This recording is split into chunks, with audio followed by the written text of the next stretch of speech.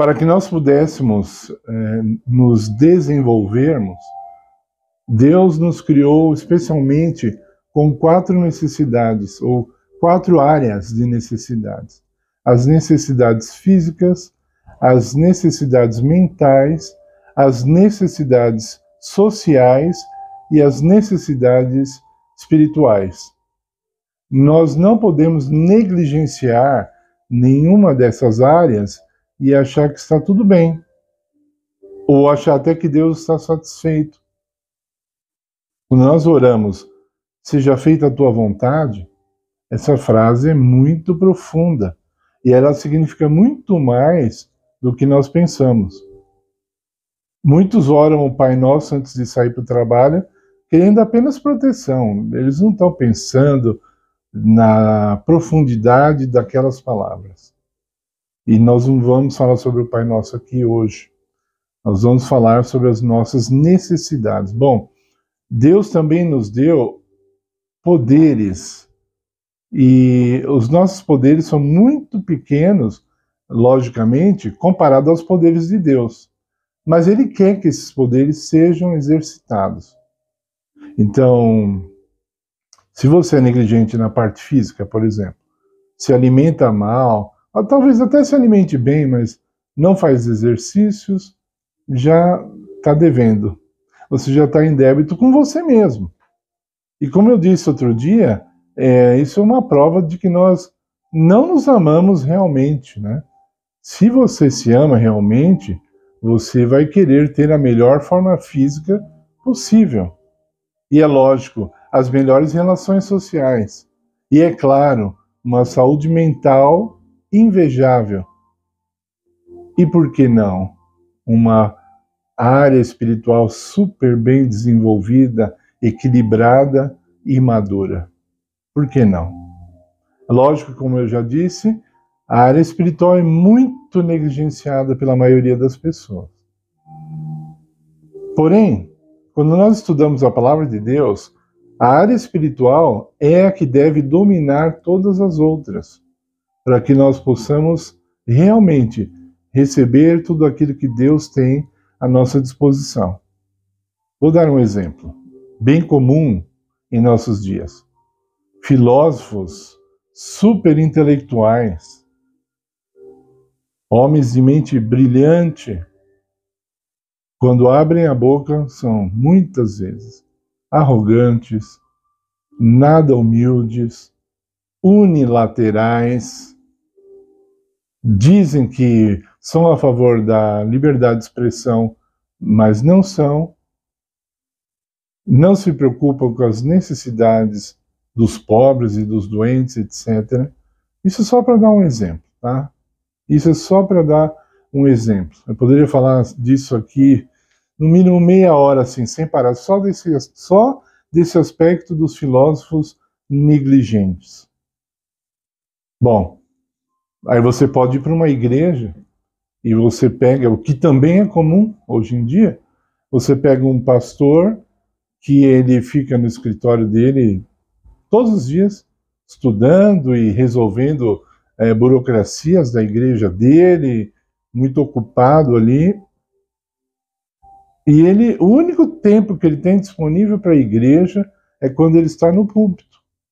E ali ele faz uma palestra, eu não vou chamar nem de sermão, o sermão está morrendo. É uma palestra, muitas vezes de autoajuda, muitas vezes de desajuda, se é que eu posso dizer assim.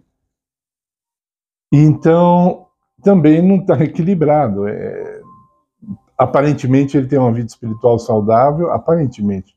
Vamos dizer que tenha, vai. Só para o contexto do nosso vídeo. Ah, mas a vida espiritual dele está equilibrada, está aí. E o resto, né? Ele não gosta de se socializar com os membros. Muito estranho, né? Há pouco tempo atrás eu conheci um homem, já ouvi falar dele muito tempo antes, tido como um homem muito espiritual, e aí eu fiquei alguns dias próximo a esse homem e vi que ele não gostava de se socializar. E para mim, eu sou exigente nisso, porque uma pessoa da maturidade dele deveria saber que grande parte da espiritualidade é a socialização. Mas, como eu estava falando no começo do vídeo, a área espiritual tem que dominar. O apóstolo Paulo diz assim: as coisas de Deus parecem loucura para o homem, porque elas são entendidas de maneira espiritual. Então isso quer dizer, você pode ser um filósofo, pode ter um cérebro do tamanho de São Paulo, se você não for uma pessoa espiritual, você não vai entender as coisas de Deus. Não adianta. Enquanto que uma pessoa analfabeta, humilde, se ela buscar a Deus de maneira espiritual, que é o que sobrou para ela, tá entendendo? Porque ela fala assim, eu não sei ler,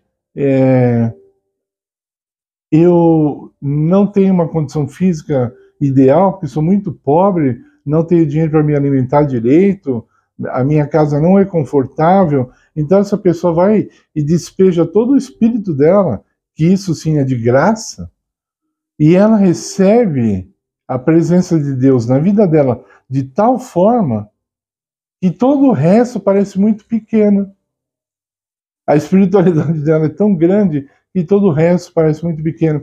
Eu não sei se você já teve o prazer de conhecer uma pessoa assim, submissa a Deus, 100%. Eu já tive. É muito diferente. São pessoas que vivem em paz e que não incomodam os outros também. Então, nossa vida espiritual, ela tem que ser alimentada pela palavra de Deus e pela oração. Eu tenho dito isso e vou falar milhões de vezes. Essa é a forma. Só que nós só realmente aprendemos, nós só realmente assimilamos a espiritualidade na prática, com outras pessoas, sendo instrumentos de Deus. Ficar isolado com Deus não vai te garantir a espiritualidade que ele deseja. Não é interessante? Assistam o meu vídeo, Deus é meu Deus. Assistam. Está aí no canal. Eu acho esse vídeo tão importante. Não teve a resposta que eu esperava. Meu canal é muito pequeno.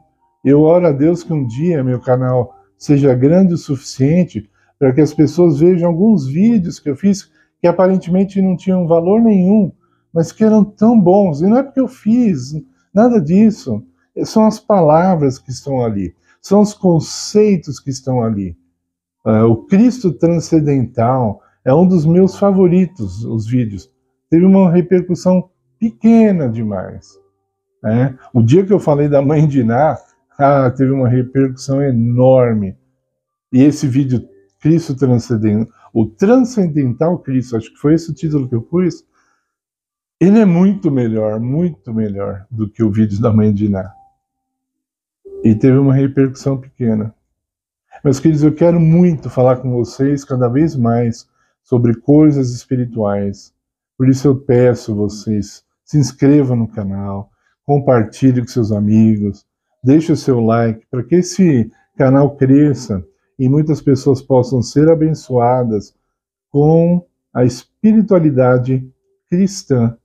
Porque existe outro tipo de espiritualidade, existe a espiritualidade satânica também. E as pessoas também experimentam coisas lá. São coisas que destroem, são coisas que corrompem, são coisas podres.